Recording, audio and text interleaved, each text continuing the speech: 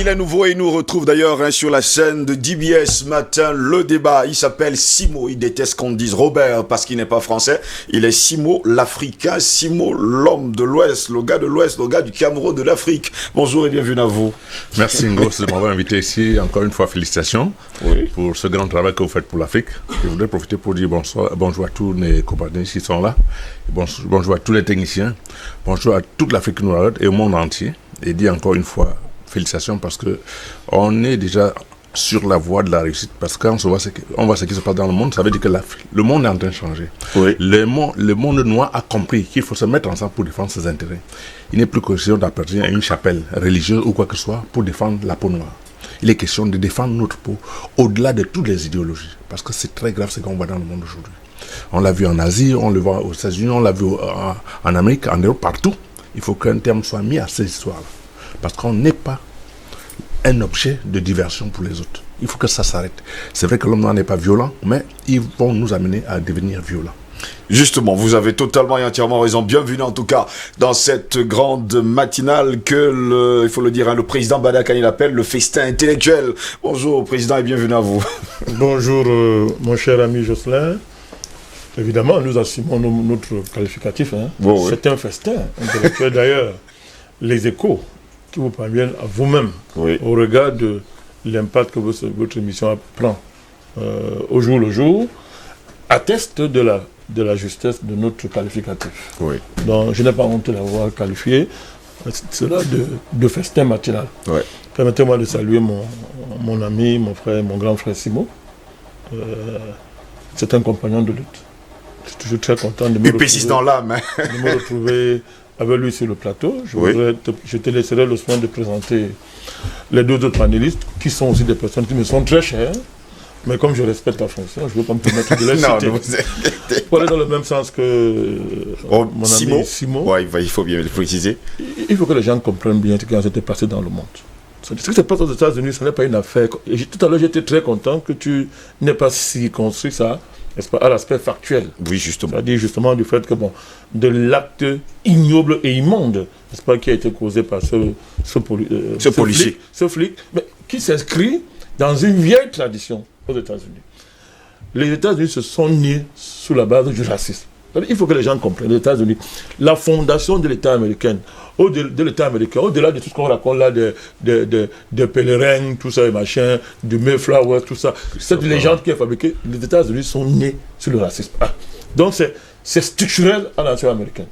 Mais ce qui est particulier dans ce cas, c'est que les gens jouent avec le feu. Vous avez bien fait de dire que ce sont les Blancs qui cassent les magasins. C'est important. Oui. Ce sont les Blancs qui sont... Pourquoi ils cassent? Parce que derrière cette affaire, il y a que le peuple américain demande des comptes par rapport au Covid. Que l'histoire qu'on a inventée là, qui tue les gens là, on tue les gens, on dit que c'est le Covid qui tue les gens. Et on a carrément, on a appauvri tout le monde en un temps record. Et pendant ce temps, on voit que le Covid profite à ceux qui étaient déjà riches et qui sont en train de s'enrichir le plus. C'est ça qui est derrière cette vague. Et ça ne va pas s'arrêter là, ça va prendre toute l'Europe. Parce qu'il faudra qu'en France, partout, que les gouvernants expliquent aux gens ce qu'il y a derrière cette mafia qu'on appelle le Covid. Vous savez, moi, je suis clair. Dès le départ, je n'ai jamais appelé ça pandémie. Allez sur mes interventions, je ne me cache pas. Je n'ai jamais appelé ça pandémie. Donc, il faudrait qu'en France, c'est en train de partir. Et les dirigeants les États-Unis, l'Angleterre, déjà, qui a été touché, l'Asie qui est touchée. Ils semblent n'aiment pas comme. Ils font comme s'ils ne comprennent pas. Ils vont voir. Parce que le fait que ce soit des Blancs, aujourd'hui, vous voyez qu'aux États-Unis, aujourd'hui, il y a un mouvement. Mais c'est extraordinaire. Vous voyez comment les Blancs, le peuple, les populations à la base, sont main dans la main avec nos frères noirs. Oui. Nos frères noirs de peau. Vous voyez des Blancs se mettre à genoux devant les Noirs pour dire pardon. C'est-à-dire, c'est un mouvement qui vient à la base là, c'est pas organisé. Ça veut dire qu'aujourd'hui, les gens sont en train de comprendre que on nous a trompés pendant bientôt plus de 400 ans en nous faisant croire que nous, les Blancs, nous sommes à part, les Noirs sont à part. Aujourd'hui, nous savons que Bill Gates tue les Blancs et il tue les Noirs. C'est pas une affaire de peau. Il est prêt à assassiner tout le monde. Donc ce mouvement qui est en train de partir et qui va embraser toute l'Europe, c'est une bonne nouvelle pour l'humanité. Parce que derrière les émeutes là, il faut voir que c'est la pauvreté. Combien de millions de personnes ont été mis dans la rue, sont dans la rue, sans emploi, sans rien, à cause d'un truc que Bill Gates, Macron, tous ces bandits là ont organisé pour tuer les gens. C'est de cela qu'il s'agit.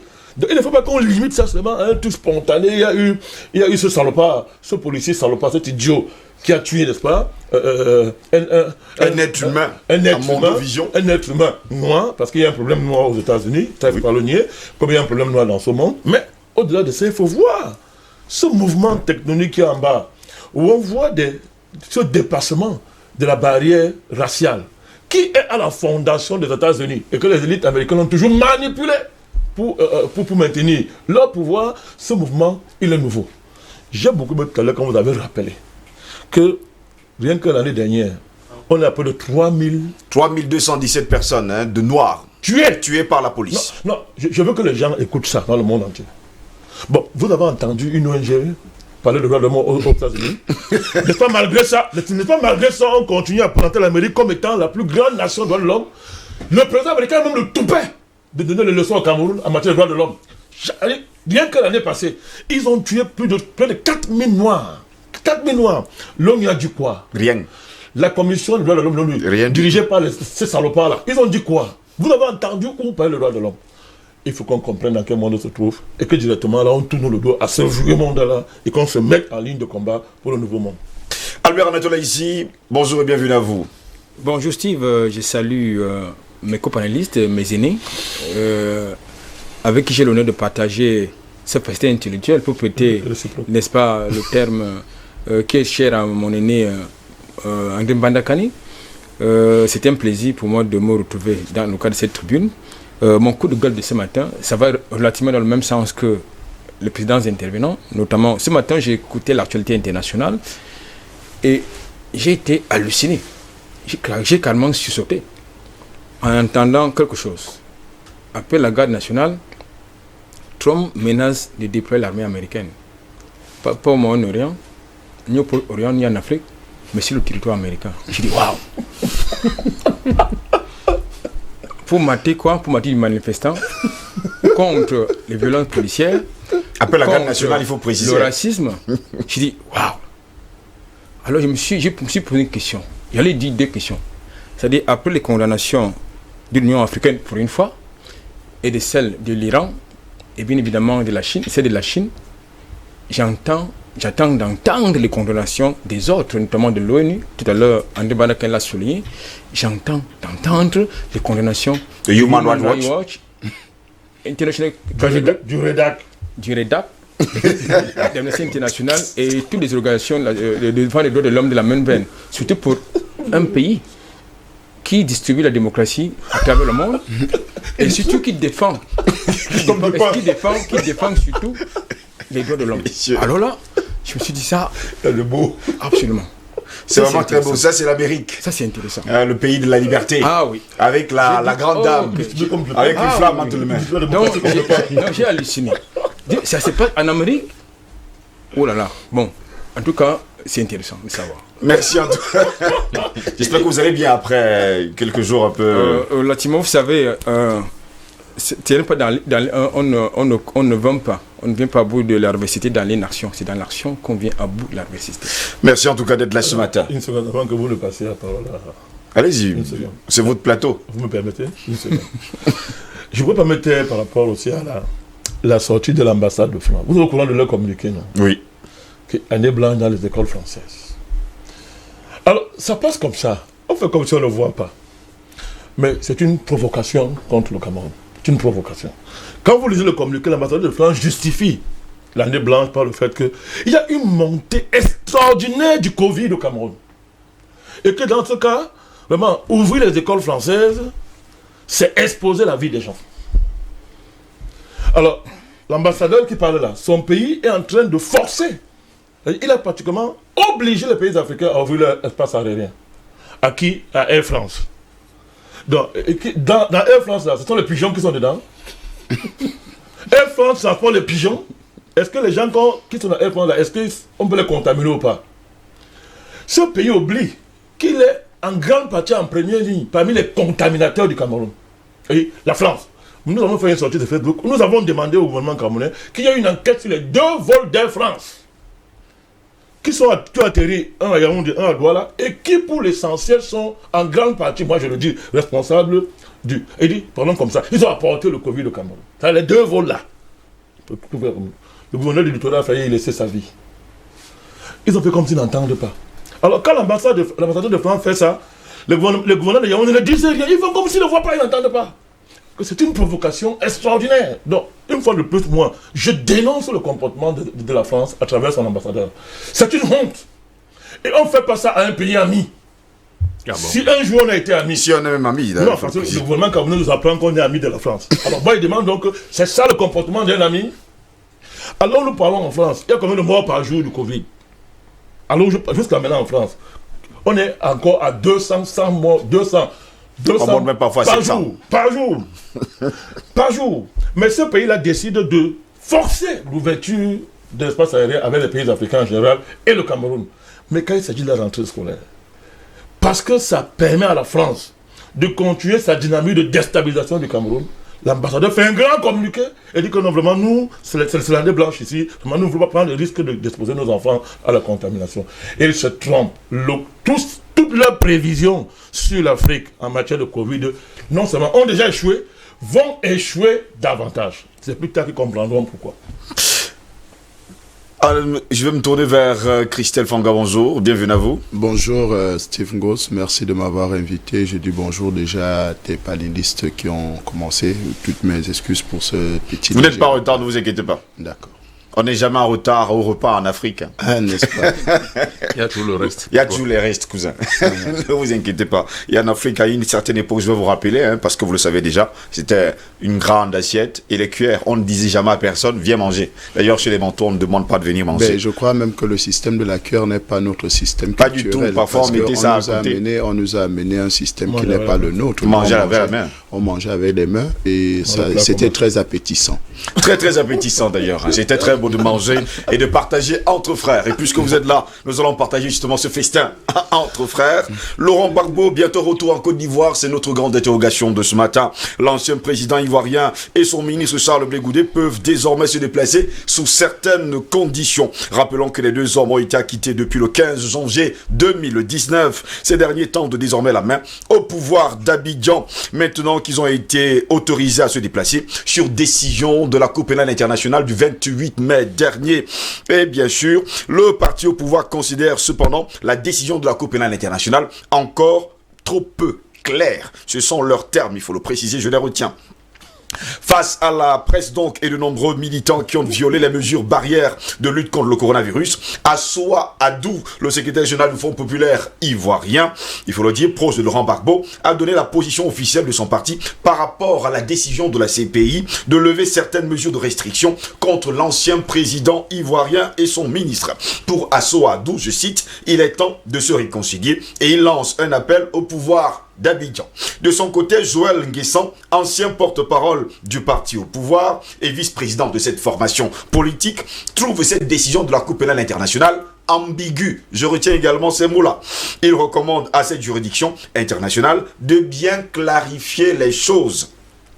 Avec cette décision de la Cour pénale internationale, la juridiction internationale impose aux leaders politiques ivoiriens de prendre leurs responsabilités dans leur volonté d'aller ou non vers la réconciliation. Là encore, je retiens les propos de la Cour pénale internationale.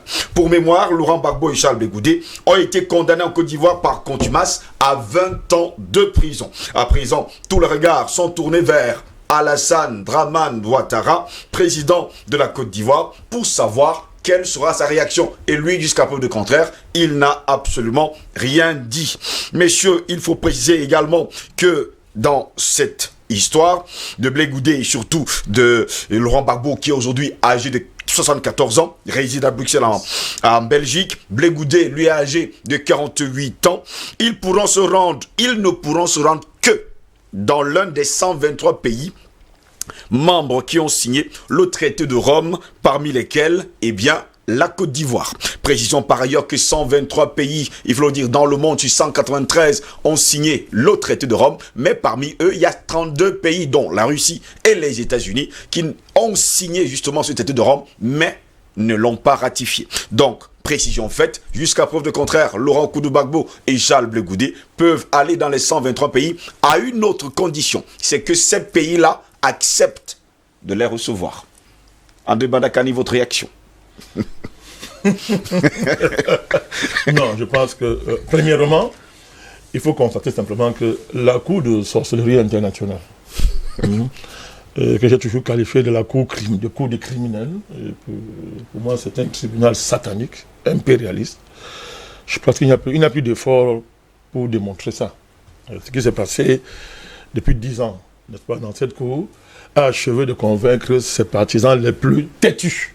C'est-à-dire même les juristes occidentalisés à outrance, aujourd'hui, ont honte de se réclamer de la CPI.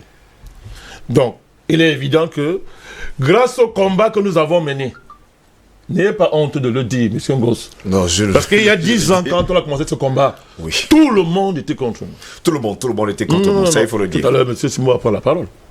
Fanga va prendre la parole, l'apôtre. Même notre Anatole, il sait de quoi il s'agit. Donc il faut faire comme si on est là devant un cadeau de la CPI. La CPI a été obligée, par le travail que nous faisons, que nous avons fait depuis 10 ans et que nous continuons à faire, elle n'avait pas le choix, nous l'avons mise à terre. C'est comme ça. On a mis la CPI à terre. Donc cette cour pénale qui faisait trembler tous les Africains, c'est-à-dire quand on disait CPI, les présidents africains entraient en bas du lit. Il faut dire ça. Nous, là, on a mis ça à terre. Donc, de conséquence, c'est quoi? C'est que la Cour de sorcellerie internationale a honte. C'est-à-dire qu'il faut quand même qu'elle ménage son image. C'est quand même, entre guillemets, une grande cour. C'est quand même une cour pénale internationale. Un démembrement de l'ONU. C'est-à-dire vraiment, se déshabiller comme ça, parce que des petits enfants, comme ils nous appelaient les aboyeurs, ont aboyé. C'est honteux. Donc, il faut quand même que la Cour se déshabille doucement. Doucement. Il ne faut pas humilier davantage Mme Bensouda. Donc, il faut dire que Barbeau le président Barbeau et son ministre sont libres, mais avec des conditions. Ça ne veut rien dire. Vous ne pouvez pas partir, regardez l'évolution. Acquitté. C'est-à-dire, la chambre d'instance dit qu'ils sont déclare acquittés. une fois qu'ils sont acquittés. Et maintenant, après, Bensouda veut nous faire croire qu'il y a une différence entre la chambre d'instance et la chambre d'appel. Elle dit, j'ai fait appel. Mais ça fait sourire. Toi, tu es procureur, tu fais appel à quoi? Toi, tu es procureur, tu instruis une affaire pendant 7 ans. On te donne tous les moyens, tout le temps. Tu n'as aucune preuve. Ton dossier est vide. Tu choisis tes témoins. Toi-même, tu choisis. On te dit choisis tes témoins. Tu les sélectionnes. Ils viennent. Quand ils arrivent là-bas, ils déchargent celui qui devait, qui devait charger en principe. Ils le déchargent. Maintenant, après tout ça, le débat contradictoire pendant 5 ans, à mon deux vision, la Cour d'instance dit ce monsieur est innocent. Donc, il est acquitté.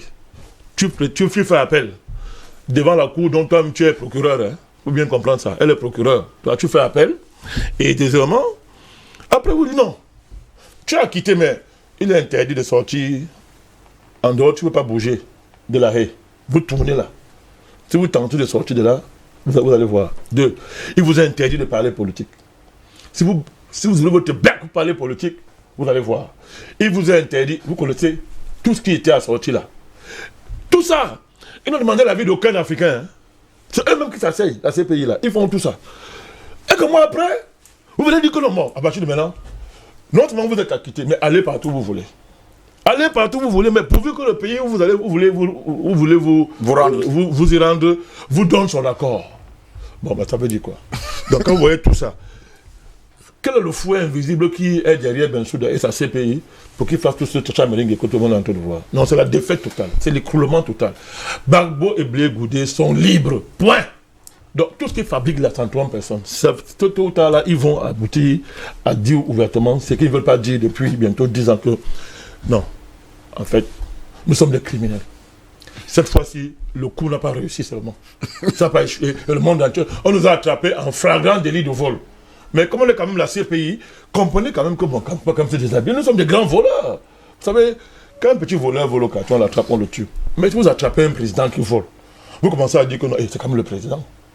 Il faut qu'il y ait un courage là pour dire qu'il est président de quoi? C'est un voleur le plus président là. On l'a attrapé en train de voler. On dit que non, comment? Parce que personne ne croit qu'un président peut voler. On ne croit pas ça. Donc, personne n'imagine que la CPI, c'est une cour de criminels. Qui peut imaginer ça? Le monde entier est en train de voir ça. Et les Américains nous ont aidés quand elle a tenté de... Elle avait un peu trop bu son whisky là. Parce que les gens ne savent pas qu'elle boit. Elle avait trop bu ce jour-là. Elle dit que je vais l'enquêter en Afghanistan. Bon, vous avez vu. Bolton est sorti du gouvernement. Donc tu vas venir enquêter ici. À partir de maintenant, votre CPI là n'existe plus pour nous. Nous allons détruire ça. Et si tu mets plus aux États-Unis, on t'arrête. Le monde entier a compris à quoi ça va. Tout le monde a vu ça, le monde entier. Donc c'était ça.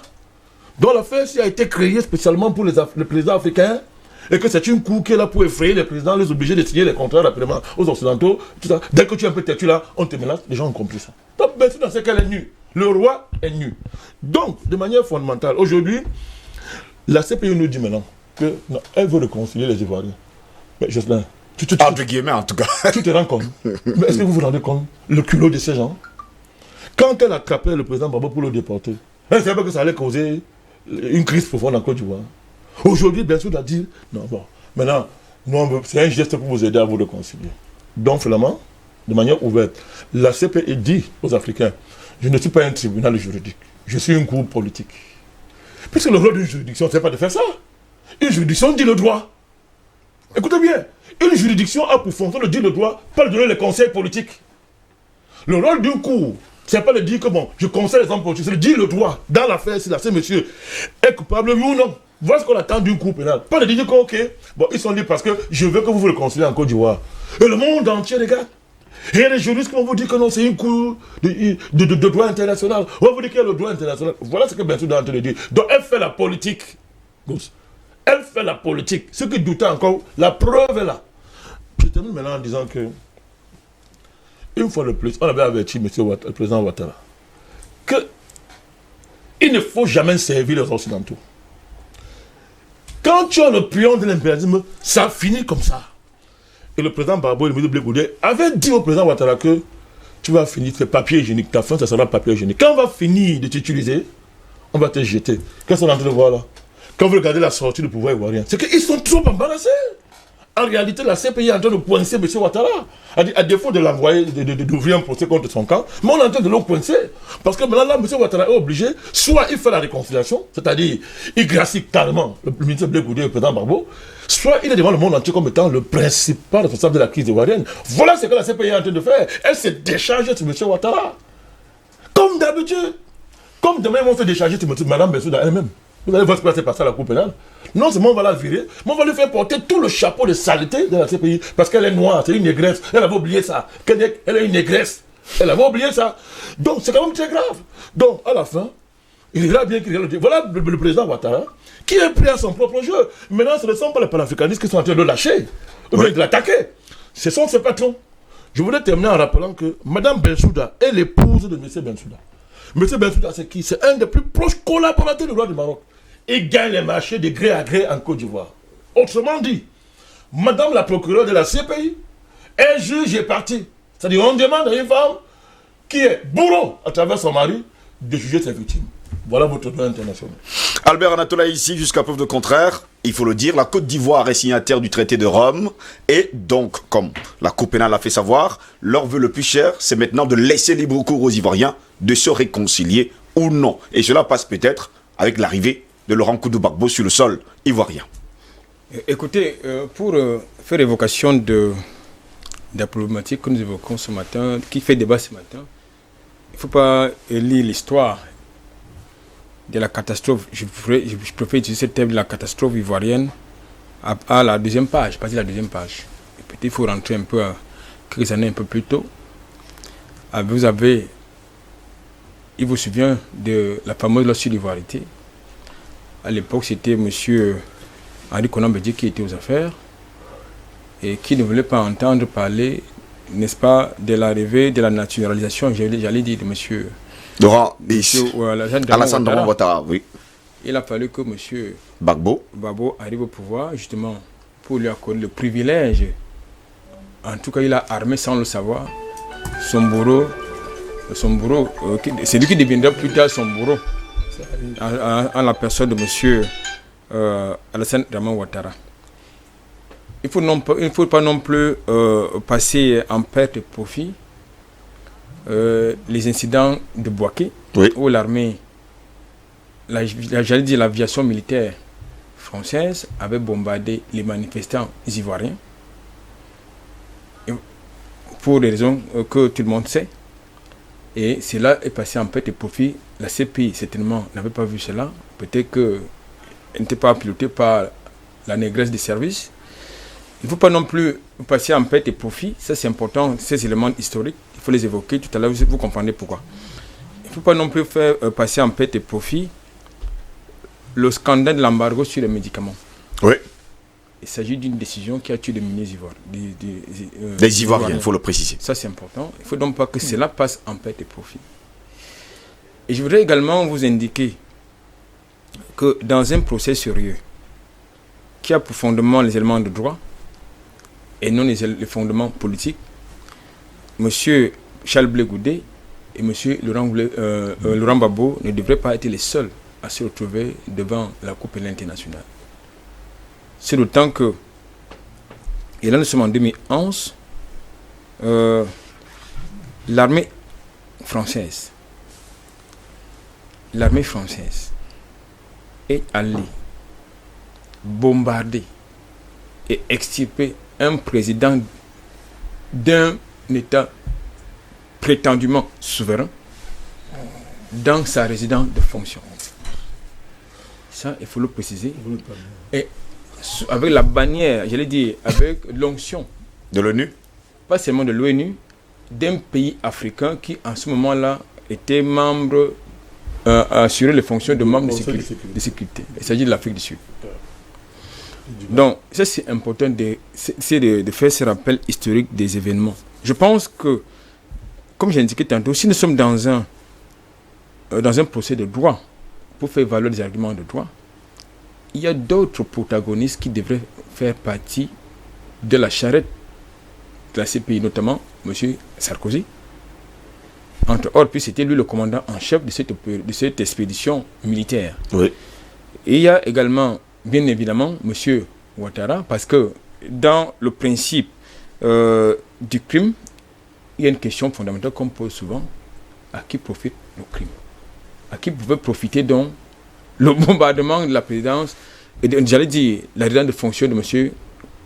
Laurent Gbagbo? Bien évidemment, c'est à M. Ouattara. Et pour quelle raison? Tout simplement parce que M. Laurent Gbagbo a décidé de créer une rupture, de faire une rupture dans les relations entre la Côte d'Ivoire et la France. Maintenant, lorsque j'ai évoqué ces éléments historiques, il y a un problème qui se pose. Au lendemain, n'est-ce pas, de ces événements douloureux et malheureux,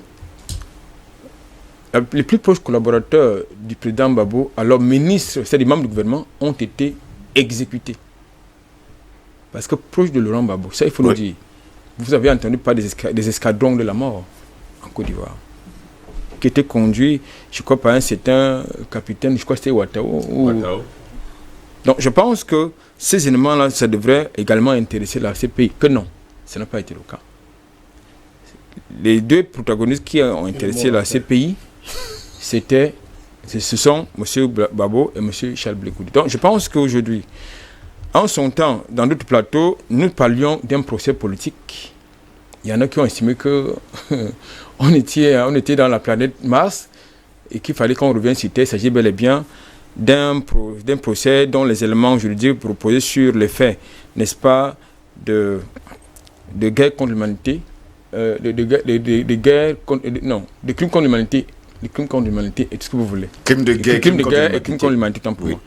Donc, ça c'était sur le plan théorique.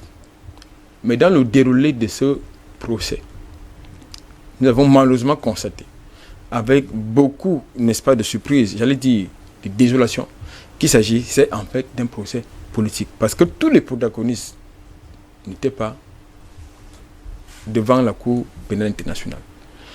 Nous avons vu en Mondovision des témoins de l'accusation qui n'arrivaient plus à se rappeler des éléments d'accusation. Certains ne se rappelaient même plus de leur propre village. Absolument. Donc, c'est vrai donc dire qu'à partir de là, ce qui se passe aujourd'hui nous donne raison à ceux qui ont justement compris que nous étions là dans une sorte de règlement de compte politique à l'effet de pouvoir bénéficier des contrats en Côte d'Ivoire. C'est ça qu'il s'agit. Deuxième chose, le fameux projet de réconciliation nationale qui a été annoncé aux Ivoiriens à l'arrivée de celui qui est actuellement là. Où est-ce qu'il en est? Où nous en sommes? Du tout. Au contraire, la plupart des actes qui sont quotidiennement posés en Côte d'Ivoire ont une autre orientation que dans le sens de la réconciliation nationale. Maintenant, étant donné justement que la Cour pénale internationale, du moins, certains de ses magistrats et juges sont dos au mur, il faut donc refiler le bébé au régime d'Abidjan.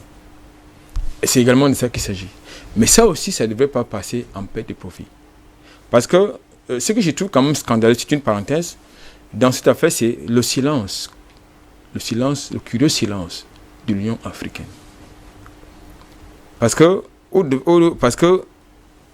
l'armée d'un pays étranger qui vient bombarder,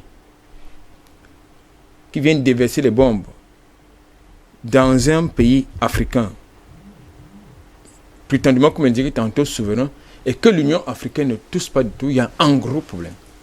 Donc je pense, à mon sens, que je partage quelque peu la suspicion de certains compatriotes africains qui pensent que nous sommes dans la roublardise du côté de la CPI. Parce qu'en fait, déjà, il faut indiquer, pour le préciser, que pour que Laurent Gbagbo, pour que M. Charles Blé Goudé aille dans le pays de leur choix, il faut s'y référer à leurs avocats, qui vont se référer au greffe de la Cour, qui va s'y référer aux autorités de l'État choisi. Vous voyez donc qu'il y a beaucoup de maillons et ça ne va pas être très facile. Donc je pense qu'à mon sens, il faut qu'on dise le droit à la Cour pénale internationale pour que toutes les choses soient claires. Jusqu'à preuve du contraire, d'ailleurs. Simo, vous êtes également d'accord, comme le déclarent d'ailleurs les autorités du côté d'Abidjan, que la décision, il faut le dire, de la Cour pénale internationale n'est pas claire du tout. Tout à fait, M. Ngoz. Mais avant de revenir là-dessus, permettez-moi de dire un mot sur l'école française au Cameroun. Parce que c'est très important. Il ne faudrait pas qu'on passe ça comme un jeu. Je voudrais vous rappeler que il ne me souviens pas que dans un pays français, il y a une école camerounaise. Pas du tout. D'où vient-il que au XXIe siècle, on nous parle d'une école française qui ne doit pas fonctionner au Cameroun et on regarde, on accepte, on est heureux de le clamer partout. Moi, je suis scandalisé. Pour moi, il fallait fermer toutes ces écoles. Ça ne doit même pas exister. Que sont enseignés dans ces écoles? La culture africaine? On enseigne quoi? Pour qu'on vienne nous imposer ces histoires qu'on appelle école française au Cameroun. Bref, ça c'était une parenthèse. Maintenant, rentrons dans ce que je peux dire. Vous devez savoir, on m'en a passé tout le temps de parler de Bensouda. Mais, mes chers frères, je vais vous rappeler une chose. Quand vous voyez une tortue sur un mur, c'est qu'on l'a posée. Quand vous voyez une tortue sur un mur, c'est qu'on l'a posée. Une tortue ne peut pas monter sur un mur. Alors vous attendez que Bensouda prenne une décision? Elle prend quelle décision? On lui dit exactement ce qu'elle veut faire. Elle s'exécute. Elle n'a même pas de choix. Elle n'a pas de choix. Elle est procureure. Elle est procureur mon âme. Procureur. Et j'ai entendu plein de gens parler du droit ici. Mais attendez, quelque chose qui est tordu ne peut pas être droit. Quelque chose qui est tordu, à la base, ne peut pas être droit. La CPI est droit. Vous parlez de quoi? D'une CPI tordue depuis l'origine, avec des démembrements qu'on appelle l'ONU, tout ça là, l'OMS qui nous balance le coronavirus. Non, vous parlez de quoi? Je vous dis qu'il n'y a que les Africains qui se laissent coiffer à distance. C'est-à-dire, vous avez un coiffeur de sang qui vous rase la tête et vous subissez. Tu laisses formule, mon frère. Non, il faut qu'on arrête. Il faut qu'on arrête. On a assez subi. Maintenant, revenons à la Côte d'Ivoire. Quand vous parlez de la Côte d'Ivoire, moi j'ai la larme aux yeux parce que j'ai eu la malchance ou la chance de travailler dans ce pays pendant 3 ans. Au temps d'Houphouët-Boigny. Mais je voudrais vous dire une chose, mes frères. Ce pays, depuis l'origine, c'était un département français. Vous attendez que l'Union africaine a intervenu dans un département français où on est en train de régler les comptes aux Français. Quand on a commencé cette lutte, vous ne pouvez pas imaginer les coups qu'on a reçus. Bandakani est témoin. Des Ivoiriens ils nous ont traité tous les noms d'oiseaux. Tous les noms d'oiseaux. Et j'ai rappelé à ces gens que quand vous êtes à côté d'un lion, vous attrapez les chèvres pour donner au lion pour manger. Le jour qu'il n'y a plus de chèvres, c'est toi qui vas manger. Il ne va pas te louper. Et c'est le cas aujourd'hui. Ouattara a joué le jeu. Il a joué le jeu. Maintenant, où est-ce qu'il en est? Bensouda, ou bien c'est Bensouda, c'est ça qu'on appelle? Bensouda. C'est Bensouda, Fatou Bensouda. J'assume. Oui, monsieur, allez-y. C'est pas vous qui le dites, c'est moi. Élégant. Elle est élégante quand on va bombarder une présidence, c'est l'élégance. Mettez tout ce que vous voulez dans l'élégance. Moi, je suis pas élégant. Je suis pas élégant. Bon, si j'étais élégant, on allait éviter de venir bombarder un palais en Afrique. Donc, je voudrais dire ceci, M. Ngoz. Il faudrait qu'on sache que celui qui lutte peut perdre, mais celui qui ne lutte pas a déjà perdu. Nous, on a lutté et on a gagné. Si on reste tout le temps à se croiser les bras, attendre que le Jésus de mon ami pasteur va venir nous sauver, il ne viendra jamais. Il ne viendra jamais. Jamais, jamais. La lutte, c'est sur le terrain. Ce n'est pas dans les églises, ce n'est pas dans les mosquées. Je suis désolé. On va me traiter tous les noms d'oiseaux, mais j'assume ce que je dis. Parce qu'aujourd'hui, aujourd'hui, on voit ce qui se passe aux États-Unis, même si ce n'est pas le sujet. Ce n'est pas Jésus qui est en train de descendre pour défendre le noir qu'on a tué. Ce sont les aides dans la rue. Donc nous devons tout faire pour défendre notre continent. Et ce qui se passe à la CPI aujourd'hui, c'est la preuve de ce que les Noirs doivent se mettre ensemble pour défendre leur continent. Parce que sinon, la France, comme la CPI, ils vont continuer à faire ça partout dans les pays africains. Ils vont continuer à le faire. Si on ne se mobilise pas pour défendre notre continent, ce n'est pas les autres qui vont le faire. Et Dieu merci, le temps est venu où le monde même est en train de se réveiller et se dire, trop c'est trop, il faut arrêter. Maintenant, pour ce qui est de ces messieurs de Ouattara, je pense qu'il a intérêt avant de sortir par la fenêtre ou par la porte, qu'il fasse la paix chez lui. Qu'il fasse la paix. Parce que je voudrais donner un proverbe qui dit, l'eau qui éteint les feux, on ne la filtre pas. On ne filtre pas l'eau qui éteint le feu. Donc il a le devoir de regrouper tous les Ivoiriens de toute origine pour mettre un terme à ce scandale qu'il a créé lui-même avec ses amis français, Sarkozy et puis Macron. Non, Macron n'était pas encore là.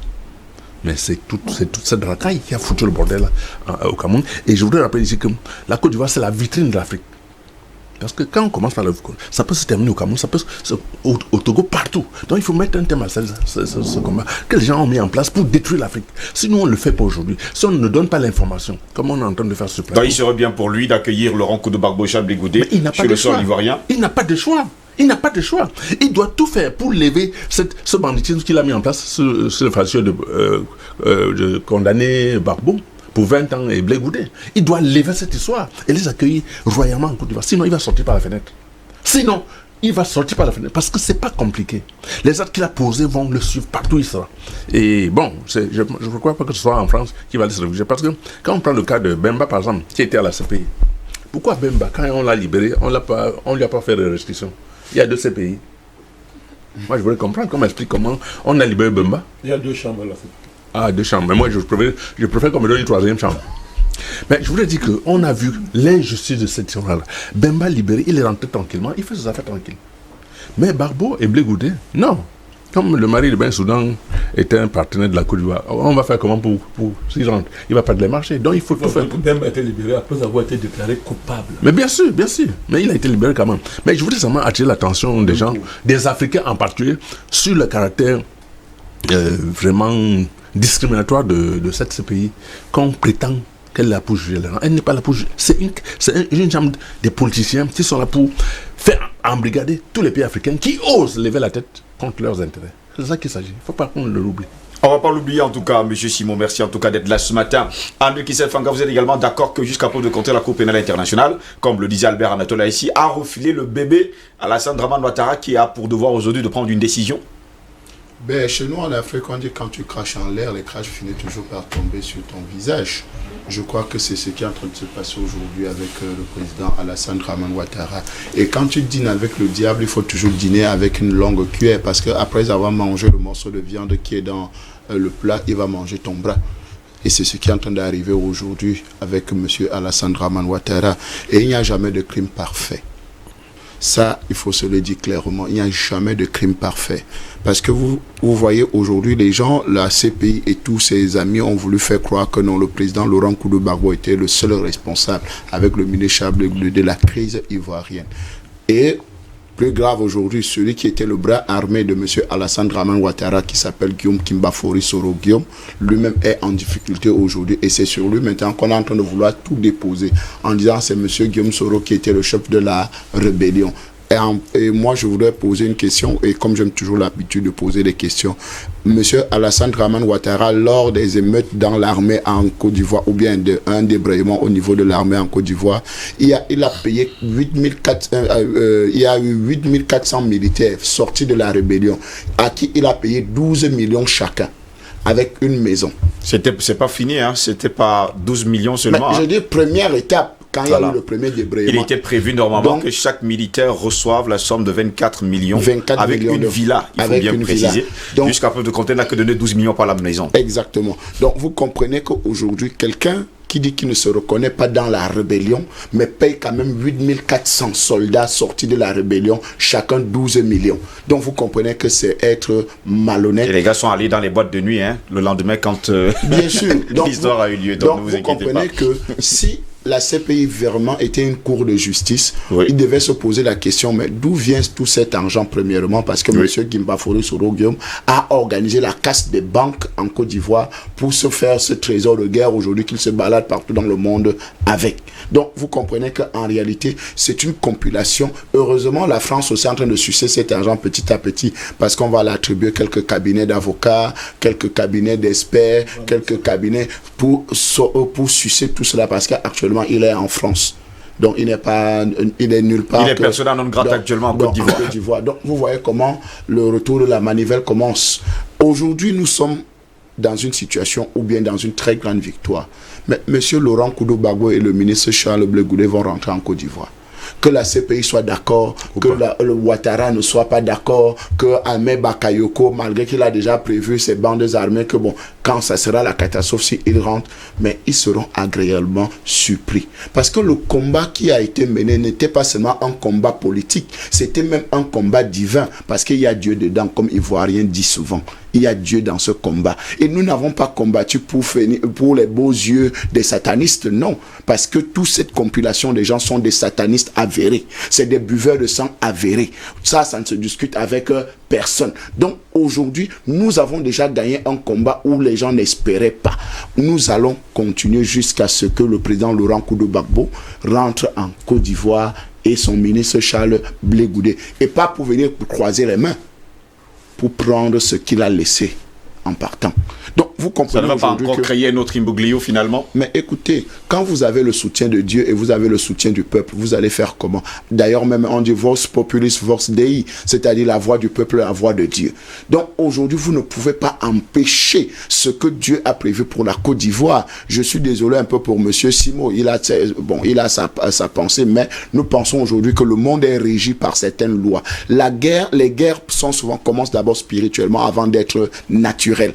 Tout ce que nous voyons aujourd'hui n'est que le reflet d'une guerre que nous avons gagnée spirituellement avant de se manifester physiquement. Parce que quand vous prenez les Bensouda qui sont dans un lobby, Bensouda, Monsieur Bensouda, Madame Bensouda et Monsieur le roi du Maroc qui est dans sa gay price et tout le reste, donc qui sont dans des logiques homosexuelles. Donc vous comprenez qu'en réalité c'est une autre guerre qui est en train de se produire. C'est la guerre d'une idéologie satanique et la guerre divine qui respecte les valeurs humaines. Parce que une justice où il y a justice ne peut pas avoir ce genre d'injustice où vous avez des témoins qui ne rappellent même plus le nom de leur village. Il y a des gens qui ne se rappellent plus le nom même de leur père de famille.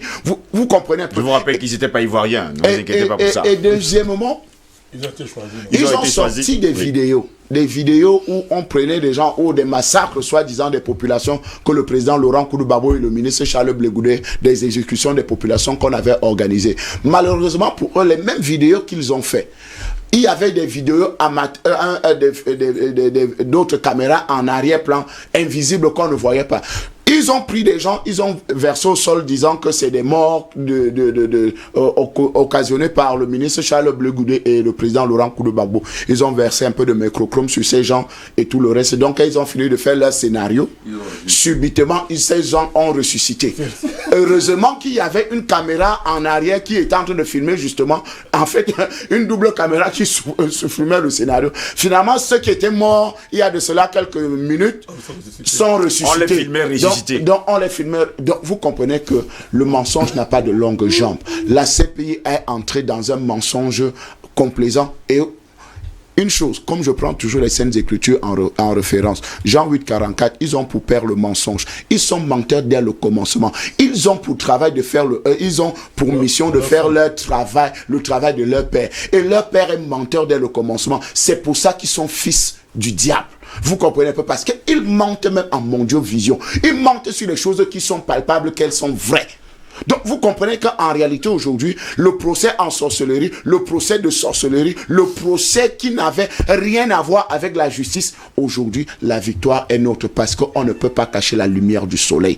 Aujourd'hui, elle est visible, cette victoire-là, cette vérité que le ministre Charles Blé Goudé et le président Laurent Koudou-Barbeau n'étaient pas les auteurs de cette crise post-électorale. Donc aujourd'hui, le président Ouattara n'a que, je l'appelle président, pour l'instant, parce qu'en réalité, il est déjà à la porte de sortie, parce qu'il a déjà déposé le tablier. Et comme Guillaume Soro, son adversaire, son ami d'hier, son filleul d'hier avait dit, il a pris le pouvoir à partir d'un hôtel. Et quand vous habitez dans un hôtel, ça veut dire que vous avez les clés de la chambre. Et quand vous voulez repartir, vous redescendez à la réception, vous déposez les clés et vous repartez comme vous êtes venu. Je crois qu'il est l'heure et il est temps pour que monsieur Ouattara dépose les clés à la réception de l'hôtel du Golfe, où il a pris le pouvoir. Et maintenant que les vrais Ivoiriens maintenant reprennent leurs choses. Et c'est ce qui est en train de vouloir se passer à l'instant où le président Laurent Koudou-Barbeau et le ministre Charles Blé Goudé vont rentrer en Côte d'Ivoire. Donc, il n'y a rien à faire. Ils ne peuvent pas arrêter la main de Dieu. La main de Dieu a déjà fait le miracle qu'il fallait. Nous sommes dans la victoire et nous jubilons. Et je rappelle que le président Laurent Koudou-Barbeau avait fêté 75 ans dimanche. Dimanche dernier, justement. André Bandakani, jusqu'à preuve de contraire, hein, beaucoup de personnes pensent que si Charles Blé Goudé et Laurent Koudou-Barbeau rentrent en Côte d'Ivoire, ce sera une nouvelle guerre. Si jamais, il faut le dire, Alassane Dramane Ouattara ne prend pas l'initiative de faire cette réconciliation nationale qu'il a promis aux Ivoiriens depuis qu'il a pris le pouvoir. Donc ça veut dire qu'actuellement, il y a la paix en Côte d'Ivoire. Il faut savoir ce qu'on dit. Hein. L'impérialisme appelle paix sa domination criminelle. C'est-à-dire que l'impérialisme domine, écrase les gens. Après avoir versé un océan de sang, il appelle ça la paix. Vous voulez faire quel procès? Quel plus aucun procès à faire à Barbeau? On aime dans quel monde? Ce monsieur au pouvoir de façon légale, tranquille chez lui. Les gens prennent les armes, armés par la France et la communauté internationale autoproclamée. Les Français sont allés jusqu'à tuer 9 de leurs soldats. Aujourd'hui, quand j'ai commencé à le dire, aujourd'hui, les enquêtes sont à un niveau où on a bloqué la justice en France. C'est-à-dire que tout démontre, aujourd'hui, ils ont commencé à enquêter, mais comme il faut protéger des développeurs, Alio Marie et tous les vampires qui ont tué les soldats français, l'affaire est bloquée. Ça aurait été un pays africain que ça n'aurait pas dit. Et ce n'est pas le seul cas. Ils sont allés jusqu'à tuer les soldats français parce qu'ils voulaient renverser un homme. Ils tuent les soldats pourquoi? Parce que Gbagbo avait acquis les Sukhoi. Il a lancé l'opération Unité qui devait anéantir la rébellion. La France ayant vu ça, a dit qu'est-ce qu'on va faire? Mais ce soir-là, le président Laurent Koudou-Barbeau appelle le président français, lui dit demain matin, je vais bombarder tous les camps de la rébellion. Donc il dit non, vraiment, il faut d'abord arrêter. Il faut qu'on vous donne d'abord les instructions pour que... Il dit mais je ne vous appelais pas pour demander instruction. Je vous appelais pour vous informer que voici ce qui va se passer. La preuve. Ils ont commencé cette opération justement comme le président Bandakani le disait. Vous comprenez donc pourquoi aujourd'hui en justice, l'affaire est bloquée en France. Parce que les preuves existent. Cette conversation a été enregistrée, les preuves existent. Bien sûr. Le président Gbagbo a ces preuves-là. Mon cher Anatole. Oui, donc voilà les pays que vous appelez État de droit. Voilà votre droit international. Et vous avez des Africains qui sont champions pour lutter pour la justice en interne, mais qui soutiennent l'injustice à l'international et prétendent c'est-à-dire établir la justice à l'intérieur. Donc, le centre, c'est une dictature, c'est un monstre. Les périphéries vont être des anges. Vous avez vu ça? Vous avez vu qu'à l'endroit au monde, dans une maison, les parents sont des démons, les enfants sont des saints. Vous avez vu ça? Ça se passe comme ça. Donc, pour renverser un homme, ils sont allés jusqu'à là. Et lorsqu'ils ont bombardé, ils ont fait ça. Les populations ivoiriennes ont commencé à manifester. Tout à l'heure, Anatole l'a brillamment démontré. Chirac a instruit, on a tiré sur les Ivoiriens dans leur pays. Et non content d'avoir fait ça, on allait encercler le dossier du président pour le tuer. C'est pensé, non? Il a témoigné en Côte d'Ivoire. Il a dit, on lui a demandé, mais pourquoi tu ne l'as pas tué? Il dit qu'allez demander à Dieu. Il a dit, il a été clair. Hein? Le général Poncé l'a dit. On a dit, va l'attraper et tu le tues. Le procès était à Mondovision et surtout en direct, tout le monde l'a vu. Bon, le gars il a dit que non, vraiment, si vous voulez savoir pourquoi je l'ai... Moi je suis général, mon travail c'est d'étecter les ordres. Mais je ne peux pas arrêter Dieu. Allez demander à Dieu pourquoi je n'ai pas arrêté M. Gbagbo et sa femme. Bon. C'est-à-dire, après ça, on a vu ces gens marcher sur Abidjan. L'ONU tuait les gens. L'ONU si. Complice tout le monde. Ils ont fait une guerre. 3000 morts. C'est Gbagbo qui a fait la guerre en Côte d'Ivoire. Officiel. Écoutez bien. 3 000 morts officiels. On a 10 000 morts. Plus. 3 000 morts officiels. Bombardement d'un palais présidentiel. Parce qu'il faut rappeler ces choses. Bombardement d'un palais. Capture d'un président de son palais. Humilié à Mondovision.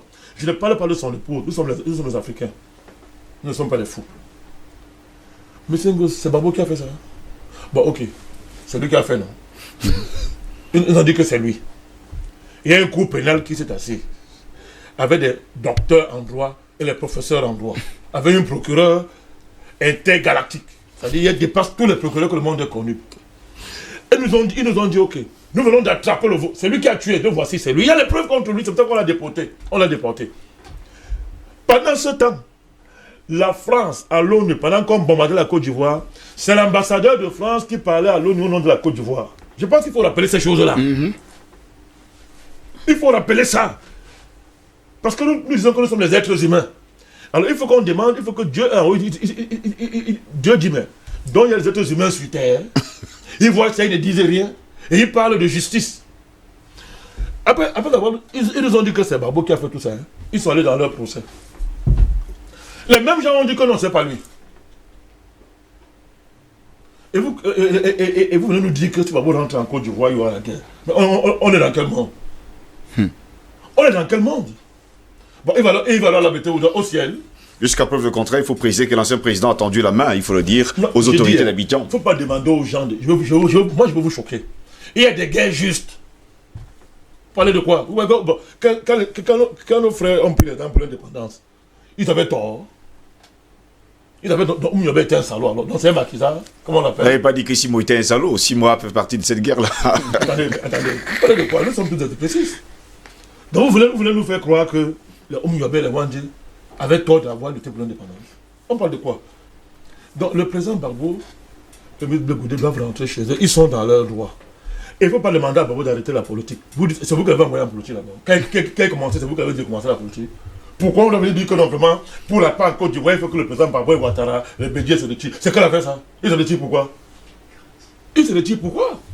Quand le président Gbagbo luttait pour la démocratie, où était Ouattara? Quand le président Gbagbo allait en prison tous les jours sous fouette, où était M. Ouattara? Où était M. Bédier? Ils étaient où? Mais ils ciraient les pompes de fouette, non? Ils essuyaient les pipis de fouette Mani. Non, mais permettez-moi l'expression, hein? Il faut qu'on parle cru. Donc ce débat-là, il faut l'évacuer. La justice en Côte d'Ivoire, c'est que remettez le pouvoir à M. Gbagbo. Point. Vous l'avez enlevé, il était encore sous mandat, il venait d'être élu. Il vous a dit, recomptez les voix. On a dit non. Recomptez les voix. Vous avez fait ça à Haïti. Il dit, je ne suis pas les compter. Vous avez dit niet. Parce qu'il y avait le bandit de Choy qui s'est enrichi, un salopard comme ça, qui est en Corée, il dort tranquille, alors qu'il faut l'attraper, le fusiller, il dort tranquille. L'autre bandit de la commission électorale, qui est venu déclarer les résultats de l'élection dans un hôtel, pris en otage par l'ambassadeur de France. Il ne faut pas également oublier Jean-Ping. Et des États-Unis. Non, je ne veux même pas cette histoire-là. C'est lui fait trop d'importance. Si on parle de Jean-Ping ici, on lui fait trop d'importance. En sérieux. Tout à l'heure, si vous nous avez dépassé, c'était certaines personnes qui sont des pions, même d'amis. Donc, l'ambassadeur de France des États-Unis, ils ont pris Bakayoko en otage comme ça. Ils l'ont arrêté. Ils lui ont dit, va proclamer les résultats dans le QG d'un candidat. Ces choses se sont passées au XXe siècle. Les gens voyaient. Et ceux qui voient disent qu'ils défendent les valeurs de justice. Le monde entier voyait. Écoutez donc, nous nous sommes levés pour ce combat. On a dit non, on ne peut pas accepter ça. Vous ne voulez pas nous dire aujourd'hui que non, vraiment, il faut que pour la paix en Côte d'Ivoire, Gbagbo renonce à ses ambitions politiques. Ouattara sait pourquoi il a dit qu'il est au pouvoir. Ça le regarde. Quand il tue les gens pour arriver au pouvoir, il a demandé à qui? Ouattara a tenu un jour, le président Ouattara a fait un conseil avec vous pour dire que, bon, écoutez, dites-moi, est-ce que je dois être président? Il a décidé, ses amis francs-maçons, illuminatistes, ils ont dit, allons prendre la Côte d'Ivoire. Il n'est pas ivoirien. Sa femme n'est pas ivoirienne. Quelle est même cette malchance là, mon frère? Sa femme n'est pas ivoirienne, le président Ouattara n'est pas ivoirien, et c'est le dit, c'est l'insulté, ce sont des faits. Ils sont allés prendre un pays, par les moyens que nous connaissons. Maintenant, les patrons de ce pays s'élèvent, se battent pour le pays. On vient de dire que non, écoutez, c'est à cause de vous que le pays est comme ça. Si il faut la paix ici, retirez-vous, machin comme ça. Donc on est en train de nous dire, monsieur Ngoz, on veut une Côte d'Ivoire sans patriotisme. On veut une Côte d'Ivoire qui va être construite sur la base de tout, mais sans l'amour des Ivoiriens pour leur pays. Voilà le pays qu'on veut construire. On veut une Côte d'Ivoire qui appartiendra à tout le monde, mais pas aux Ivoiriens. Parce que Bolloré est Ivoirien. Non. Le roi du Maroc est Ivoirien. Monsieur et madame Mensouda sont-ils Ivoiriens? Ouattara les chocolatiers là sont ivoiriens. Le président Ouattara, son épouse, sont ivoiriens. Sarkozy est ivoirien. Sarkozy est ivoirien. Lui continue à percevoir les relations en Côte d'Ivoire. Monsieur Sarkozy. Il est conseiller d'ailleurs. Hein. Bon, très bien. Lui, il est conseiller de M. Ouattara, mais il est agent marketing du groupe encore. Mais l'autre, l'ancien président burkinabé, vient de le remplacer comme ambassadeur au Qatar de la part de la Côte d'Ivoire. Est-ce que vous comprenez Blaise Compaoré. Oui. Mais écoutez ça. Voilà un pays. Quelqu'un a été président du Burkina Faso pendant 22 ans. Il finit son poste de président. Il devient ivoirien par décret de M. Ouattara. C'est-à-dire, il a été président du Burkina Faso pendant 22 ans. Donc pendant 22 ans, il était burkinabé. Pendant qu'on veut le juger. Pendant qu'il le pouvoir, on le change de pouvoir. Ses amis français laissent il devient ivoirien. On le met en Côte d'Ivoire. Il devient ivoirien. Mais il n'y a pas plus grave. Maintenant, il est ambassadeur de la Côte d'Ivoire au Qatar. Et vous regardez tout ça. Et vous dites que pour votre fausse paix, vous êtes prêt à tout pour ça. Non, il faut bafouer tous les principes. Non, il faut que la paix. Babo est trop vieux, il doit se tuer de la politique. Lui est bédié pour que non, il y ait la paix. Moi, Ouattara, j'ai montré les amis. C'est un grand démocrate. J'ai montré les amis. C'est son problème. On s'en fiche. Il faut remettre le pouvoir à Bakpo, au président Babo. Il était président quand on l'a enlevé par la force. C'est clair. C'est la vérité. Donc, si les gens qui parlent de réconciliation en Côte d'Ivoire, s'ils sont sérieux, ils doivent savoir que la base de la réconciliation, c'est d'abord de remettre le pouvoir à Babo. On vous a bien suivi, hein, président Badakani. Jusqu'à peu de contre Albert Anatola, ici, 123 pays ont signé, il faut le dire, le traité de Rome. Eh bien, si un temps soit peu Laurent Koudou-Babo et Charles Blé Goudé doivent se retrouver dans l'un de ces pays, cela, c'est une façon, en tout cas pour la Cour pénale internationale, de garder d'ailleurs le contrôle, car les pays membres sont tenus de collaborer et d'exécuter toute ordonnance qui vient de la Cour pénale internationale, s'ils veulent, en tout cas, il faut le dire comme ça, arrêter une nouvelle fois les deux hommes. Déjà, il faut indiquer, pour le préciser, pour que les téléspectateurs qui nous regardent comprennent très bien que M. Laurent Gbagbo et M. Charles Blé Goudé, donc dans un régime de semi-liberté, ne sont pas en liberté. Oui. Ça, il faut le préciser. Et il faut quand même indiquer également, pour des faits historiques, parce qu'il y en a beaucoup, hein, il y en a beaucoup. Le chemin de M. Laurent Gbagbo, particulièrement, je veux dire, le chemin politique, le cheminement politique de M. Laurent Gbagbo est jonché de beaucoup de combats politiques. Bien évidemment, pendant que le président Badakani parlait tout à l'heure, il m'est revenu à l'esprit, j'allais dire, les accords de Marcoussis, vous vous rappelez des accords de Marcoussis? Alors, ces accords, voilà, les accords de Marcoussis, qui ont consacré pratiquement l'annulation de la légitimité et pratiquement de la légalité du pouvoir de M. Laurent Gbagbo. Il faut le comprendre. C'est-à-dire que, comme nous avons l'habitude de le dire tout le temps dans cet espace, c'est-à-dire qu'on va débattre des problèmes africains sur le territoire français et on prend ces décisions-là pour les imposer sur le continent. Bon, ça me pose un problème. Deuxième chose, je crois qu'aujourd'hui, il est impératif de comprendre une chose. Lorsque vous voyez l'international socialiste se mêler d'une affaire politique en Côte d'Ivoire, notamment pour ce qui concerne le Front populaire ivoirien qui a un parti socialiste, ça ne vous dit pas quelque chose? Que là maintenant, nous ne sommes plus dans les alliances politiques, mais beaucoup plus dans les intérêts. C'est ça qu'il s'agit. Le Front populaire ivoirien a été exclu de l'internationale socialiste française. Ça, il faut le préciser. Ça, c'est important parce que nous parlons d'histoire. Ça, c'est très important. Ce sont les socialistes français. Donc, lorsqu'on aboutit à ce genre de casting, ça veut dire qu'il y avait un projet qui était en cours et qui l'est toujours d'ailleurs. Pourquoi? Parce que, comme je l'indiquais tout à l'heure dans ma deuxième prise de parole, Laurent Gbagbo a eu le courage, je dis bien a eu le courage de démanteler tous les accords qui reliaient la Côte d'Ivoire à l'Hexagone, c'est-à-dire la France. Et il vous rappelle également que M.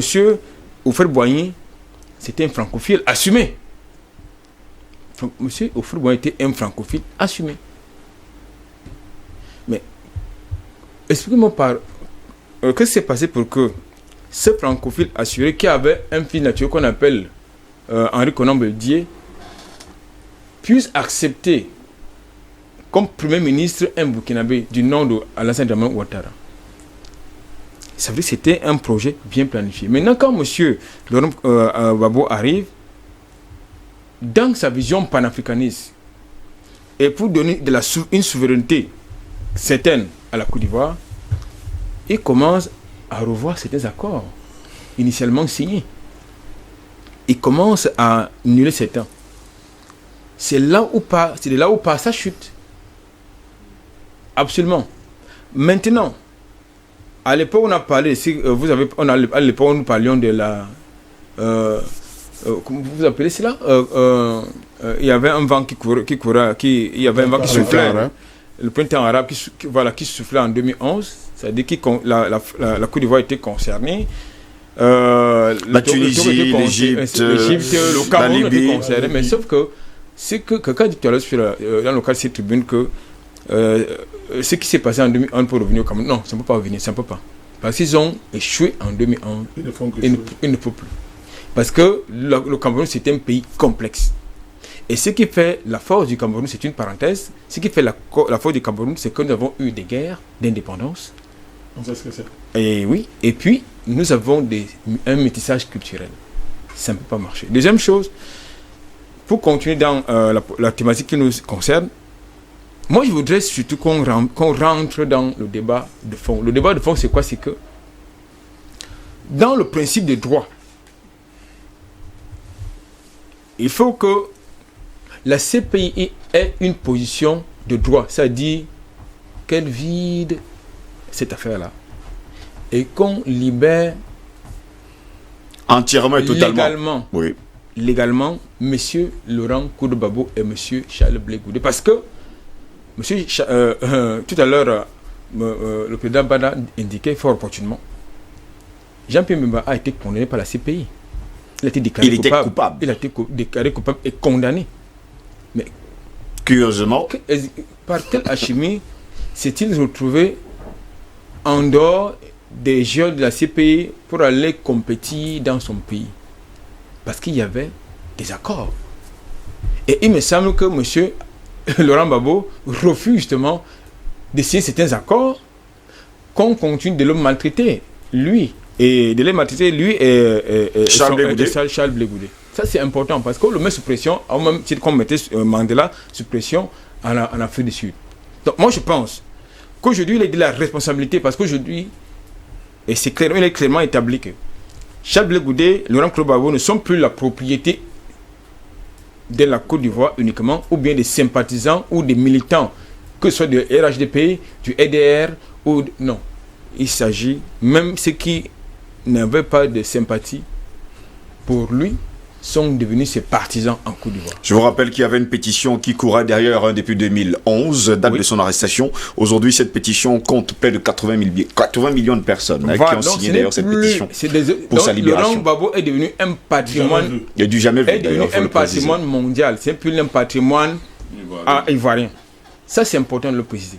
Donc aujourd'hui, sur le plan politique, puisqu'ils ont voulu qu'on règle le problème sur le plan politique, M. Alassane Dramane Ouattara n'a pas d'autre choix. Je l'ai dit tantôt, et c'est vrai, on lui a refilé le bébé pour le mettre devant ses responsabilités. Donc, la responsabilité de Alassane Dramane Ouattara maintenant, c'est de faire quoi, Simo? Parce que jusqu'à preuve de contraire, on veut bien qu'il accepte que Laurent Gbagbo et Charles Blé Goudé rentrent au pays à tout prix, mais va-t-il réellement l'accepter? Je pense qu'au niveau où on se trouve, je ne crois pas que M. Ouattara ait beaucoup de choix. Parce que quand vous voyez ce qui se passe à partir de la CPI même, je pense que c'est une perche tendue à ce monsieur pour lui donner la possibilité d'ouvrir un peu l'espace politique en Côte d'Ivoire. Elle est sortie par la grande porte. Voilà. Mais malheureusement, je ne sais pas si ses affidés autour de lui vont accepter. Parce que ce qui me plaît beaucoup avec le président Gbagbo, c'est la force du silence contre la dictature du bruit. Le bruit des autres, contre la force du silence de ce groupe. Parce que quand vous voyez monsieur le président Gbagbo et Blé Goudé, ces gens qui, généralement, ne font pas beaucoup de bruit. Mais les autres, ils font un ramadan terrible, inutilement. Vous voyez, par exemple, ce qui se passe autour de c'est les gens qui font du bruit autour d'eux. Mais ils sont sereins, ils savent que le monde entier les soutient. Donc, ils sont convaincus, et moi je suis convaincu que n'importe comment ils vont rentrer en Côte d'Ivoire. Parce que, tel que soit le cas, si M. Gbagbo rentre en Côte d'Ivoire pour prendre le pouvoir, ça va être la catastrophe pour M. Ouattara. Et je pense qu'il le sait. Il est assez intelligent pour le savoir. Parce que un monsieur, comme on dit les copanistes, qui était chef d'État élu comme chef d'État, et ayant son mandat, on vient l'enlever, on le déporte, sous prétendu qu'il a été commis des gaffes. Vous avez 2 lutteurs, vous boxez, on vient vous attraper, on dit vous avez enfreint la loi, on va juger une personne, l'autre boxeur il est où? Ça veut dire qu'une seule personne a lutté contre lui-même, et on le condamne. Non, ça doit nous... Ah oui, c'est le droit international. Non, c'est le tordu international, oui. Parce qu'il n'y a pas de droit dans ce cas-là. Bon, je voulais seulement attirer l'attention des gens, que les Africains comprennent à quoi sert cette histoire de ces pays. Parce que si on ne l'a pas compris, voilà l'occasion d'éclairer la lanterne de ceux qui sont encore dans l'obscurité. Les Africains doivent quitter cette histoire. Moi, je suis pour ce qu'on quitte. Et l'ONU, et l'Organisation mondiale de la santé, et la CPI, et toutes ces organisations, parce que je l'ai dit tantôt, les Africains sont les seuls à qui on tombe la tête en leur absence. Ça dit, vous êtes quelque part, vous êtes assis, à 10 on est en train de vous raser. Regardez votre tête, mais vous n'êtes pas là. Et vous assumez. Non, c'est extrêmement dangereux. Et c'est nous qui payons les conséquences. Parce que si nous, on ne pose pas des actes aujourd'hui pour mettre un terme à ces histoires, qu'est-ce qu'on va raconter à nos enfants demain? On va réécrire l'histoire de l'Afrique. Notre contribution sera quoi? Le silence coupable. Il faut qu'on mette un terme. Et c'est le lieu ici d'interpeller tous les panafricanistes. Pour qu'ensemble, pour dire, c'est terminé. Il faut que l'Afrique s'émancipe, se libère complètement de cette dictature occidentale et mondiale. Parce que quand vous voyez l'ONU, l'OMS, l'UNICEF, toutes ces histoires, quelle est la part de l'Afrique là-dedans? Quelle contribution on a apportée depuis la création de cette histoire? On n'a qu'à subir. Donc il est temps qu'on sorte. Et je pense que la Côte d'Ivoire, quand on a commencé à parler de la Côte d'Ivoire, les gens n'ont pas compris que c'était une raison pour qu'on libère l'Afrique. Parce que ça, c'était une occasion pour qu'on s'engouffre dans ce bandisme organisé par le monde entier contre l'Afrique, pour mettre un terme. Et je pense que la Côte d'Ivoire, là, au moment où on est en train de parler, la CPI nous donne l'occasion de démontrer exactement l'état et les avatars de cette structure. Et on est en train d'y réussir. Parce que là, c'est que la CPI vient de déclarer, en disant que vous êtes libre derrière les barreaux. Ah, ça, c'est une très grande victoire. Parce que comment quelqu'un peut être libre derrière les barreaux? On vous dit, vous êtes libre, mais vous ne pouvez pas sortir. Vous pouvez sortir seulement dans quelques pays. Acquitté depuis le 15 janvier 2019 d'ailleurs, il faut le préciser. Voilà. Non, c'est une honte. Donc l'Afrique devrait profiter de cette brèche pour dire non, ces pays, ces organisations où on nous a forcé à y pénétrer, il faut mettre un terme. Ça, c'est clair, il n'y a même pas de discussion. Justement, je vais me tourner vers Albert Natola ici. Finalement, c'est quoi un acquittement? Parce que vous qui aimez toujours le droit. Non. Un acquittement, ça veut dire que l'affaire est classée, et vous pouvez partir libre. C'est ce que ça veut dire. Ça veut dire qu'il n'y a pas... Mais voilà 2 personnes qui ont été acquittées depuis le 15 janvier 2019 qui n'ont pas bougé. Non, un acquittement, ça veut dire que l'affaire est classée. Parce que, non, l'affaire est classée parce qu'il n'y a pas de preuves, tout simplement. C'est ça, un acquittement. Mais dans le mot acquittement, il y a le mot quitter, donc on vous empêche de quitter. Oui, c'est ça. Même si ici, moi je ne suis pas un Français, dans acquittement, il y a le mot quitter, donc vous ne pouvez pas quitter. Non, acquittement, ça veut dire, en termes juridiques, ça veut dire qu'il n'y a pas de preuves, donc il n'y a pas de preuves suffisantes pour vous maintenir en détention. Mais vous restez quand même en prison, c'est quand même bizarre. Tout ça a quitté, mais vous restez en prison quand même, messieurs. C'est le droit international. André Christelle Fanga, il y a quand même un problème. Depuis 2011, les Africains ont noté le silence coupable de l'Union africaine, des présidents africains et des institutions africaines. Qu'est-ce qui se passe? Les intellectuels africains même se sont La société civile africaine. Ben, écoutez, quand vous avez des institutions qui reçoivent les financements de l'Union européenne, c'est-à-dire par exemple comme le REDAC et Maître Aliscom qui ont voulu recevoir un financement de M. Matthäus, qui était l'ambassadeur de l'Union européenne au Cameroun, pour soutenir que les garçons doivent se faire bombarder en bonne liberté. Donc vous comprenez que c'est normal qu'ils puissent rester tranquilles. Je ne sais pas, entre eux les garçons doivent se faire, ou bien les filles entre eux doivent se faire la chose. Donc vous comprenez, donc on leur finance pour aider les enfants à faire la chose là. Et leurs propres enfants sont de l'autre côté tranquilles, donc on les encourage pour entrer dans cette affaire là. Donc vous voyez comment ces satanistes là fonctionnent. Donc vous avez ça, l'Union africaine qui est financée presque à 60% par 72% par faut jamais l'oublier l'Union européenne. En fait, l'Union africaine est la pâle copie en fait ou bien un duplicata de l'Union européenne, donc ce n'est que normal qu'il puisse avoir un silence assourdissant. Mais moi je voudrais vous dire, c'est parce que justement à cette époque il y avait un homme qui ressemble beaucoup à la Chine, qui était le patron de cette Union africaine en 2011, je crois. Et quand le président Laurent Gbagbo disait « recomptons simplement les voix », il avait dit « non, vous avez perdu les élections, il faut quitter le pouvoir ». Malheureusement, comme je disais tout à l'heure, quand vous crachez en l'air, ça retombe toujours sur votre visage. Lui-même a été candidat dans son pays. Bon, son pays qu'il a adopté parce qu'il n'est pas vraiment gabonais, qui l'a adopté et tout. Aujourd'hui, lui-même a été candidat et il a été battu aux élections et il a demandé qu'il faut qu'on recompte les voix. Mais on se pose la question, mais hier vous avez refusé le recomptage des voix pour le président Laurent Gbagbo. Vous venez demander le recomptage des voix. Par qui?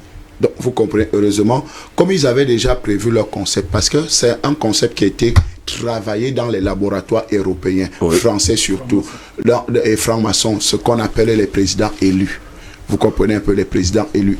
À l'époque, c'était les présidents légitimes et les présidents légaux. Parce que c'est là d'où le principe de la légalité. C'était la première fois en tout cas en 2011 que j'ai entendu parler de président élu et de président reconnu. C'était deux termes bien utilisés. Donc voilà comment c'est un concept qui a été bien préparé dans les laboratoires. On a un président élu et puis on a un président reconnu. Et ils ont réussi la première étape en Côte d'Ivoire qui était le champ d'expérimentation. Vous savez que c'est là où tous les francs-maçons étaient avec leur ami le grand maître Ahmed Bakayoko, qui est actuellement le grand maître de la franc-maçonnerie de la Côte d'Ivoire, qui était en train d'expérimenter ce nouveau concept. Maintenant, ils ont déporté le concept. Mal-aimé de Ouattara, il faut le préciser. Bien sûr. Ils ont déporté le concept, ils l'ont amené au Gabon, ils l'ont amené au Cameroun, ils l'ont amené un peu de partout dans certains pays africains. La révolution orange, ne vous inquiétez pas, on comprend. Pour dire que ok, maintenant, il faut qu'il y ait toujours un président élu et un président légitime ou reconnu. Donc, vous comprenez qu'aujourd'hui, et c'est pour ça qu'il y a un certain Camerounais qui se balade partout en tant que président élu, et président élu. Donc, vous comprenez pourquoi? Parce qu'il est en train d'obéir justement au même concept qui a été fait. Même chose pour Jean Ping, même chose pour notre ami de la RDC, vous l'appelez comment là Martin Fayoulou? Non, c'est Martin Fayoulou. Oui, je crois, oui, Martin Fayoulou, voilà, qui est aussi président élu. Donc, tous sont dans ce concept-là. Donc, vous comprenez qu'aujourd'hui, c'est... Qui a prêté ses mains en euros en Belgique. Mais qui prête, tous prêtent toujours ses mains. Vous avez vu, Magellan a fait le tour du monde dans toutes les ambassades. Il était reçu. Non, vous comprenez, Michel, allons-y. Vous comprenez qu'il y a un plan bien encadré depuis 2011 à partir du président Laurent Gbagbo. Donc, et je suis très d'accord avec M. Simon. La Côte d'Ivoire est une vitrine. Donc on a voulu implémenter ça là-bas pour que ça puisse se contaminer à tous les autres pays africains. D'ailleurs, même au Togo, il y a encore un autre président élu aussi qui vient qui est aussi un président élu au Togo. Du côté du Togo. Du côté du Togo. Donc vous comprenez que pourquoi ce n'est que dans les pays au précaré français qui utilisent la langue française qu'il n'y a que les présidents élus. Pourquoi les autres démocraties, soi-disant démocraties... À Guinée-Bissau, il a fallu beaucoup de temps d'ailleurs pour qu'on reconnaisse un président. Donc vous comprenez qu'aujourd'hui, pourquoi ce n'est que dans les pays, l'espace francophone qu'il y a ce problème aujourd'hui de président élu. Et ça, il faut se poser les questions, il faut se dire, il y a anguille sur roche quelque part. Donc, je finis mon propos en disant, M. Ouattara a organisé la rébellion, que ça soit de 2002. Et je voulais vous rappeler, le président Laurent Gbagbo a continué à payer les indemnités de ce criminel, M. Ouattara, en tant que Premier ministre. Parce que chez eux, dans leur constitution, tout ancien responsable a droit à certaines indemnités, même quand il n'est plus en fonction. Donc, Premier ministre Ouattara a continué à recevoir ces 8 millions, je crois, ces 8 millions tous les mois. Madame Ouattara a continué à recevoir ses indemnités tous les mois. Monsieur Bédier, ancien chef d'État, a continué à recevoir ses indemnités tous les mois. Mais quand c'est arrivé autour de Monsieur Ouattara, il n'a rien reversé ni à Mme Simone Gbagbo, ni au président Laurent Gbagbo. Donc, c'est un violeur. Il viole toutes les constitutions, il viole tous les termes de contrat. Il a promis à Bédier. Les accords de Docro ont été faits que moi, je prends le pouvoir pour tel nombre de temps, l'autre prend pour tel nombre de temps, et à la fin, on fait ceci. Tout, il n'a jamais rien respecté. Donc, aujourd'hui, il faut aussi le violenter. Je dis bien le violenter. Parce que si le président Laurent Gbagbo et Blé Goudé veulent attendre que Ouattara décide, ça ne sera jamais une décision parce qu'il n'a jamais rien respecté. Donc, il faut forcer leur entrée en Côte d'Ivoire. Et je suis sûr que les Ivoiriens n'attendent que ça. Pendant ce temps, président Bandakani, il y a un autre ennemi qui se lève pour Alassane Dramane Ouattara, qui était quelqu'un qui pouvait guetter le pouvoir. Guillaume Baferi Soro, qui également est devenu persona non grata. Il est d'ailleurs obligé de payer des milliards de francs CFA justement à l'État de Côte d'Ivoire. Pourtant, il y avait un contrat, comme le disait d'ailleurs André Kisselfanga, que c'était lui qui devait prendre le pouvoir. Après, pendant ce temps, on a également écarté Henri Konan Bédié. Si tu étais policier, j'allais te poser une question. Mais supposons que nous sommes les policiers. Oui. Un bon policier, quand deux bandits s'affrontent, il fait quoi? Il s'assoit au snack d'à côté. Il prend un sirop. Il sirote son sirop. Il attend qu'il se tue. Et il vient. Il ramasse simplement les preuves, il filme, il va dire que l'enquête est terminée. C'est tout. Depuis que Guillaume Soro fait son cinéma avec Ouattara, ça nous intéresse pas. Deux anciens bandits s'affrontent. Nous, on regarde la Babo. Nous regardons le ministre Blé Goudé et les événements nous donnent raison. Il ne faut pas se distraire avec Guillaume Soro. Guillaume Soro est en train de démontrer qu'il a facilité l'évolution de l'enquête. Il a facilité l'évolution de l'affaire. Mais c'est clair. À son corps défendant, pas parce qu'il est bon. Non. C'est que dans le partage, ils sont gâtés. Oui. Comme tous les fondements de l'enquête policière, c'est quoi? On enseigne ça à l'école de police. Que la base de l'optimisme des policiers pour engager des enquêtes, même quand ils n'ont pas assisté au crime, c'est quoi? C'est qu'ils savent que pendant le partage, comme les bandits sont un malhonnête, ils ne s'entendent pas toujours pendant le partage. Et quand ils ne s'entendent pas, un va les trahir. Que bon, vous voyez, ça s'est passé comme ça. Voilà pourquoi vous entendez, on dit reconstitution du crime. Oui, on commence toujours par, on dit, on va d'abord reconstituer le crime. C'est fini, c'est pas compliqué. Donc vraiment, excusez-moi de ne pas m'attarder sur Guillaume Soro. Aucun être normal sur Terre ne peut avoir pitié de Guillaume Soro. Si tu as pitié de Guillaume Soro, tu es un sorcier comme lui. Mais Guillaume Soro est plus dangereux que Chekao. C'est-à-dire que si quelqu'un a pitié de cet homme-là, il est autant méchant et sorcier que Guillaume Soro. Non, on ne peut pas prendre le temps dessus, nous on est comptable. Ça évolue simplement. Parce que Guillaume Soro est simplement en train de dire ce que nous, on disait hier, et Simo est là, Fanga est là, Anatole est là, il est venu ici nous insulter. Non. Guillaume Soro est arrivé ici en 2012, je crois. 2012. Il nous a répondu, nous les panafricains. Il a dit que vous êtes des aigris. En politique, il faut savoir choisir le bon camp. Je ne suis pas un loser, j'ai choisi le meilleur camp. C'était un tweet, il a fait ça, il a balancé, il nous a insultés. Il nous a insultés à l'Assemblée nationale du Cameroun. Ces mots, tu te rappelles très bien. Je peux vous dire une chose, il a même tenté de nous soudoyer. Je ne veux même pas voir la clé. On ne va pas revenir sur cette belle palette. Belle palette, on devait il faut rappeler, c'est important. On est là pour notre histoire. Il faut rappeler ça parce que notre rôle, c'est d'éduquer les gens qui nous écoutent. On m'a contacté. À l'époque, à l'époque, Guillaume Soro nous a dit que lui, il a choisi le meilleur camp. Voilà. En politique, il faut toujours choisir le meilleur camp. Il n'est pas un loser. Mais aujourd'hui, il est en train d'insulter. Il a retrouvé les losers. Il est en train d'insulter son ancien camp en utilisant, en répétant ce que nous on disait. Et vous voulez que nous on se rabaisse au niveau de ce monsieur pour dire qu'on va répéter ce qu'il dit? Non, on ne fait pas cet honneur. Moi je veux simplement dire tout à l'heure, mon ami Anatole a ici et les autres, on dit quelque chose qui va passer dessus comme ça. Que la CPI dise le droit. Si la CPI c'est un coup de droit, qu'elle dise le droit, oui.